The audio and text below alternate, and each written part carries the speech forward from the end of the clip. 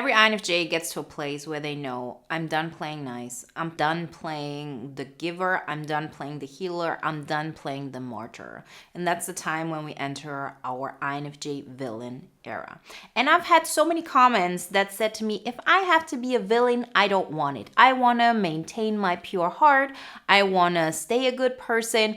But the truth is, if you're not willing to actually incorporate that villain side of yours, you cannot be a good person. You're going to get taken advantage of. You're not going to have any energy left to give to other people. And on top of that, you will always be at the mercy of what other people think of you. Because being the villain in 99.9% of the cases for an INFJ means you're going to be the villain in somebody else's story.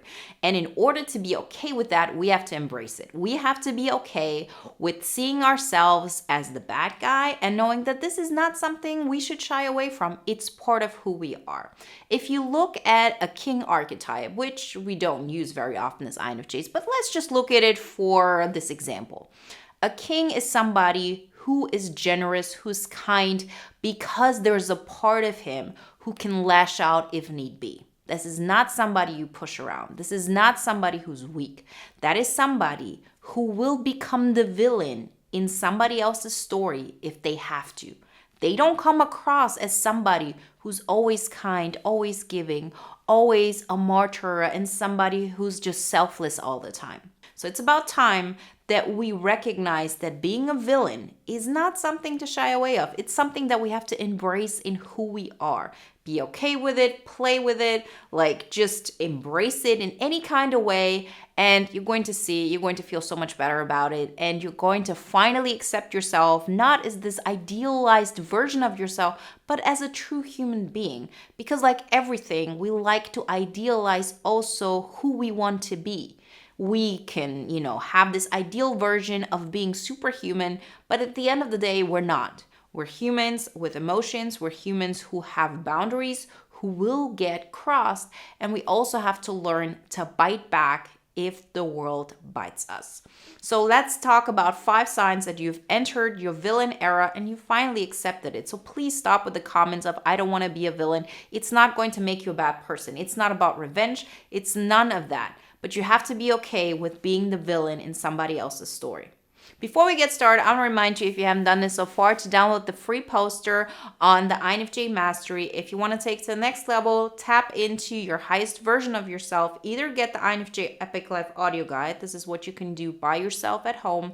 Or you can join our amazing community in Bootcamp. We also have a payment plan. Our next live call will be the last Saturday in March, and we will tap into prosperity for INFJs. We all know this is something we all need right now, because we don't want to give up who we are in order to feel safe in the world. Everything you need to know, you can find through the links in the description. Sign number 1 that you've tapped into your INFJ villain origin story is that you've stopped making yourself smaller for other people's comforts. I don't care who you are. I don't care how much you want to help another person. You should never make yourself smaller in order to make another person feel good. That does not mean you cannot treat people with respect. That does not mean that you can't show appreciation, but you're not going to step out of integrity. You're not going to pretend you're weaker than you actually are. You're not gonna let them think that they can get away with things that are not acceptable for you.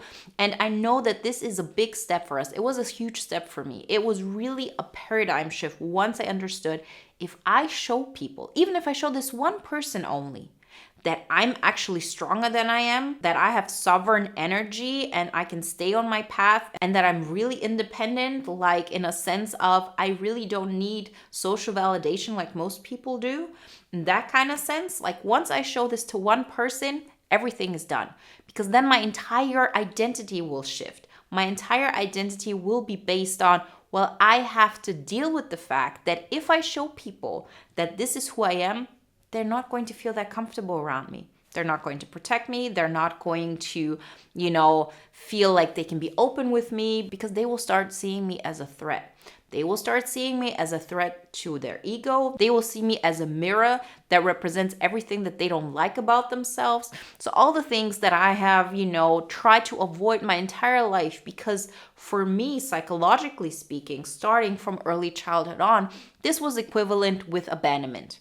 If I show people all that I am, I will get abandoned because I will not create the connection that was based on me making myself smaller in order to comfort the other person. The more we stand in our power, the more we're going to trigger people. But if you stand in your power that much that you don't care that other people think that you're selfish, that other people think you're mean, that other people think that you have no morality, but you know that you're doing this that are in alignment with who you are. You're making sure that the things that are most important in your life are taken care of. You're showing up as the version of yourself that you want to be. And that means that even if you want to help people, you're not going to do that if they are not treating you with respect.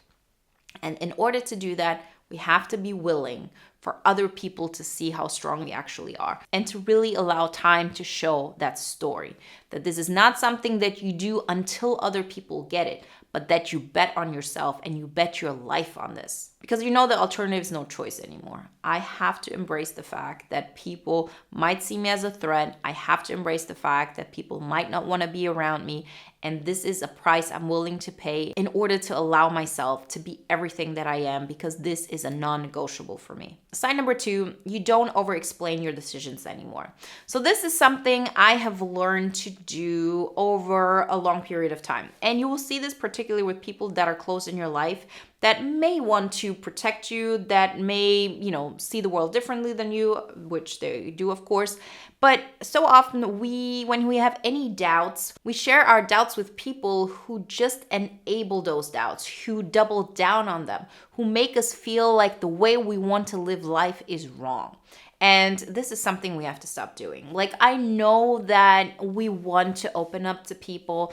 Sometimes we don't want to be always the one who takes care of other people emotionally. We also want the people around us to take care of ourselves emotionally when we don't have the strength to stand on our own. But if you open yourself and you explain yourself to people who don't get it, who will, just talk down to you, just take it as a lesson learned. We do this once, we don't do this twice. Fool me once, shame on you. Fool me twice, shame on me. So understand, we're not over-explaining ourselves. We're taking action. See, that's what the bootcamp is all about. That's what the audio guide is all about. As INFJs, our, evolution starts when we start taking action in the real world. When we really take all that is in our mind, in our intuition, in our third eye, or however you want to call it, everything that we see in this idealized version of ourselves, and we actually start using this as a guideline of what we're going to do in the real world. I always say, what if it never got any better? What if this was your reality forever? This is the apartment you're living in until the rest of your life. This is the family situation that you have. These are the friends. This is your job. This is what you do for your purpose. How are you going to deal with that? As INFJs, we so often use our, intuition as a way to escape.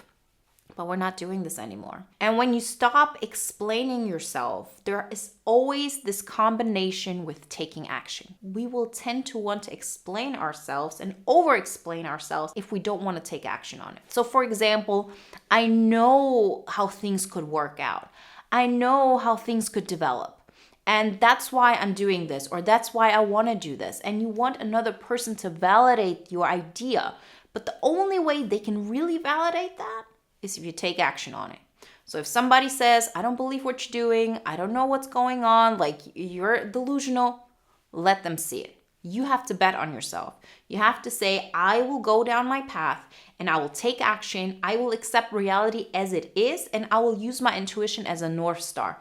I'm not going to explain myself. You're not going to get it anyways if I explain it. But what you will get is the results that I create. That's why we always talk about in bootcamp about externally observable facts. We need that. We need to incorporate a little bit of the extroverted thinking aspect in order to ground ourselves, in order to say, this is not just how I feel inside, how things, really move energetically. No, these are facts. I send out that resume.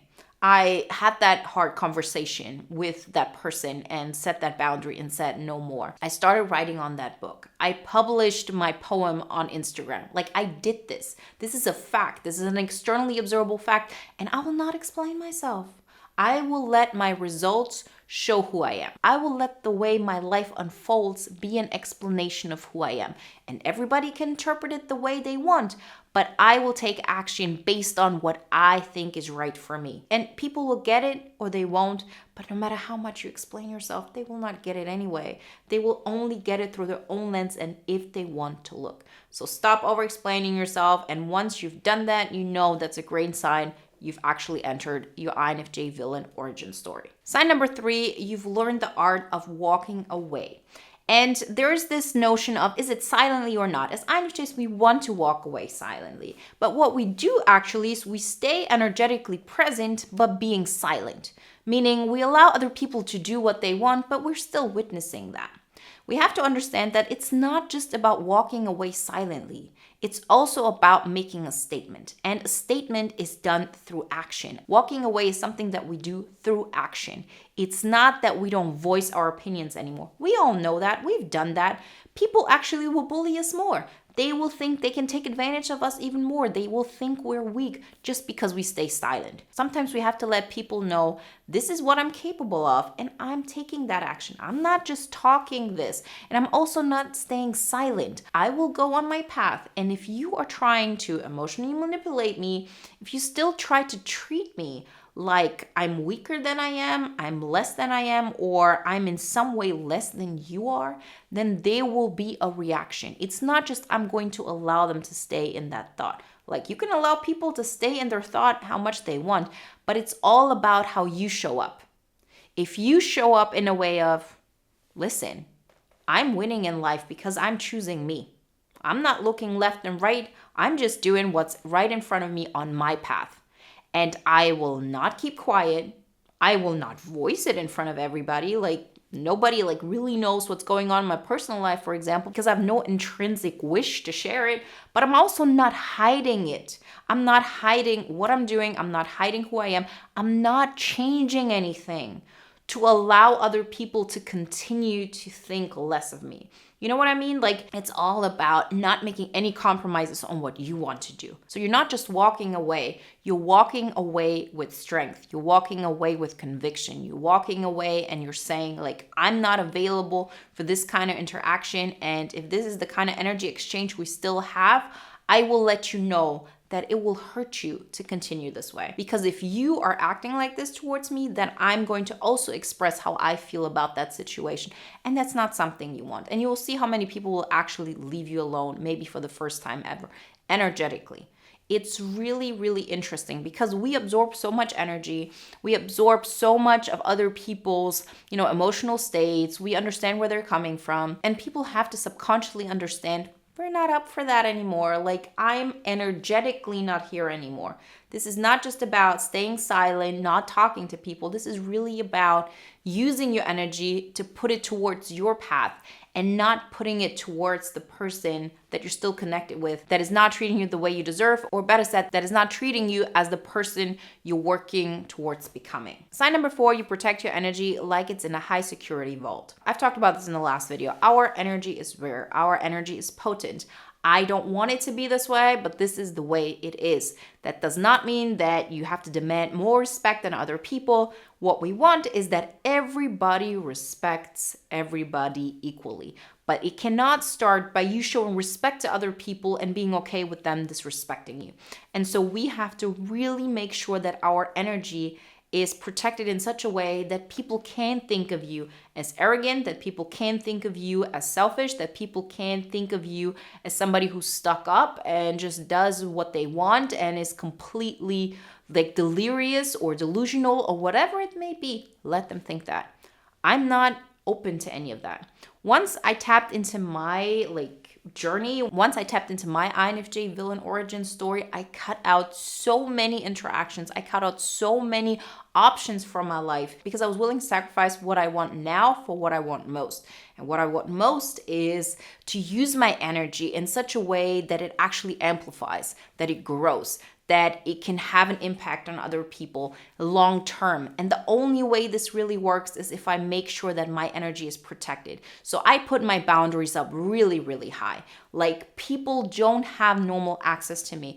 And I don't do this from a place of, oh, I'm something special. I'm doing this from a place of, I know what my highest value in life is.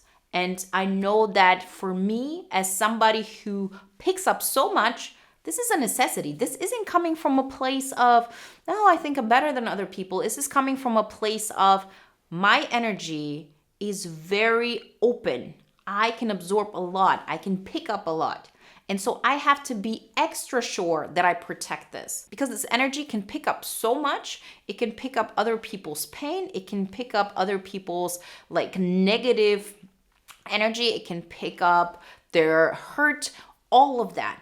And once I'm drained, I don't have anything left to give. So if I want to create a system that is regenerating itself, I have to look at it from the metaphor of my cup of energy needs to be full and it needs to be overflowing. And I only give from that which is overflowing. And the only way to do this is to really have high boundaries and to be willing to cut out 80% of connections in order to make sure that even if I'm going to be on my own, this is not something that's up for debate. First, my cup is going to be full, and only then I'm reaching out. Only then I'm creating connections.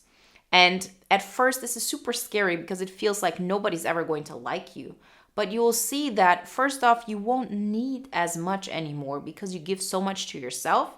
And second of all, you actually start creating connections that are based on you being able to show up completely as you are. And this is a necessity for belonging. We don't want to fit in, we want to belong. And belonging is based on you protecting your energy like it's your highest good, because it is. Sign number 5, you're not waiting for a seat at the table, you build your own. This is not about starting your own business or being a manager or anything like this. This is about you being the one who sets the tone of how their life is developing. When we are looking for, metaphorically, a seat at the table, it's like, I want to fit into society. And we all know it's a human need to belong. We all know it's a human need to be connected, right? We don't want social isolation. It doesn't feel good. It's not like in our nature. But we have to understand that as INFJs, we cannot fit into the norm table. It doesn't work. It just doesn't work. We've tried it. And the longer you try to adapt yourself to, become a chameleon, be this one version of yourself when you're with these people and this other version of them, and there's no core to you that people have to deal with, we're always going to feel misunderstood. We're always going to feel lonely, and we're going to feel like people don't see us. So when I say don't ask for a seat at the table, create your own, it's all about setting the tone. We've had a video like this last week where it's about, I am the blueprint. I see the world a certain way. And it's my path in life to actually live out that truth, how I see the world, how I think we should go through life. I'm not hiding it anymore just because it's weird. I'm not hiding it because it's not the norm. And I'm not trying to mold myself in order to fit onto your table. I'm showing up and I'm creating my own reality. And you'll meet people who'll tell you over and over again, haha, this is not going to work. Who do you think you are? This is not going to be accepted. You can't do that. They cannot do that. They cannot deal with being so different. They cannot deal with being different than what society wants of them. But we all are individualists at our core. We all have a unique way of seeing the world, of seeing ourselves, of seeing reality. And most people are just okay with making that, not that big of a deal, and they're willing to sacrifice more of that. It just doesn't work for us. It just doesn't. And that's why we have to learn, I'm going to be that. And I'm going to stand out like a sore thumb. And this will actually lead to a lot of people not even actually seeing me because I'm just too far off in my own land, in my own world. But the people who will actually benefit from this, they will find you, they will grow to reach you, they will be there, and they will appreciate who you are and what you bring to the table.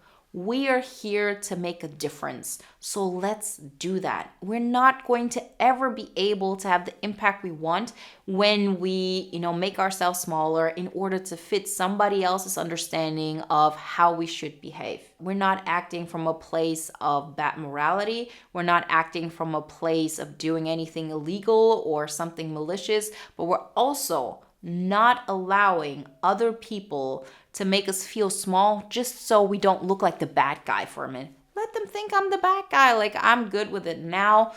It's okay.